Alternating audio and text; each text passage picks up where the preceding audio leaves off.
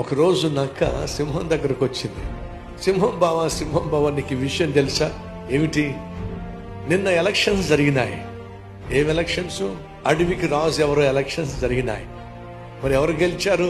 నేనే గెలిచా. నువ్వు after all నక్కవే, నువ్వు గెలవడం ఏమిటి? ఈ అడవికి రాజును నేనైతే. సింహం బావ, నువ్వే అడవికి రాజు, అది నిన్నటి దాకా. కానీ ఎలక్షన్లో నువ్వు ఓడిపోయావు సింహం బావ. పిచ్చి పిచ్చిగా ఉందా? అరవద్దు సింహం బావ.